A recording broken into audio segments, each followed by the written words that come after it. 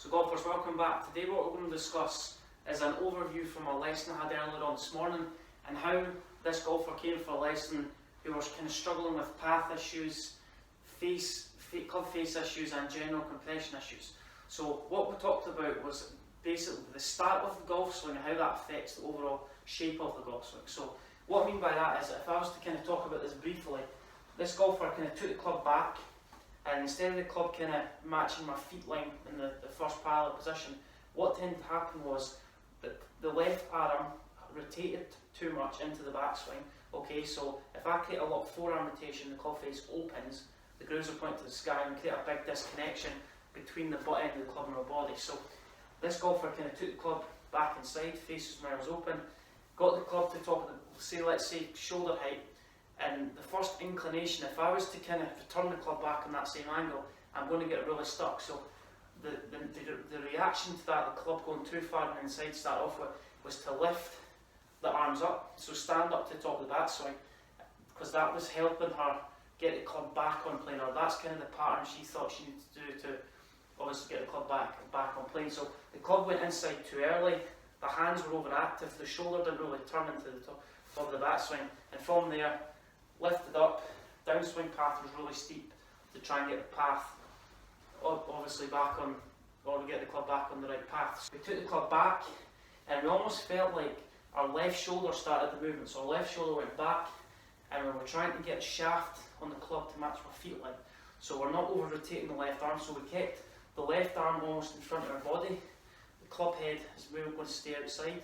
And as we got to the top of the backswing, that created a better downswing path. So if you over rotate the left forearm, the club face is going to open. I've done a video on this previously, maybe last week, and the downswing path is going to be a little bit over the top to obviously save the ball going miles to the right. So if you work on kind of takeaway to start off with, that's what we worked on, getting the club kind of halfway back, and then we kind of check our feet back, line the shafts kind of marrying the line of my feet. We get to the top of the backswing, the club's almost still in front, and then the club face in a better position. So focus on takeaway and how that affects the overall downswing path. So after you get halfway back, feel like the club's in a square position or slightly turned down, close position, get to the top, and then just kind of feel like hit half shots to start off with, kind of develop that sensation of that hand. So that was kind of an overview of one of the lessons I had today, and how the takeaway and the too much forearm rotation created an error on the downswing, or that was just kind of reaction to compensate to get the club back on plane.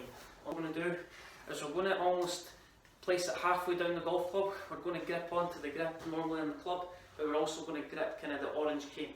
So we're going to focus on the position of the club head relative to the butt end of the club.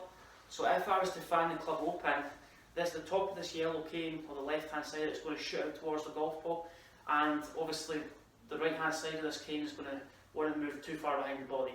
So the main goal here is we're trying to keep the top end of this cane and the club head in obviously a straight line on the way back. So that's kind of the feeling we kind of visualise. So wants to work across the left thigh, so the cane works across the left thigh, and we're always seeing the club head if I was to look out my right eye. So the club head moving on the same angle, we're not creating too much forearm rotation, so keep the forearm rotation to a minimum, so keep the left arm kind of moving in front of the body, club head stays out, the left cane's working across my left thigh, and we get to the top and we're in a better position, we're not too stuck behind the body, and that's going to bring the club down on a more consistent downswing path.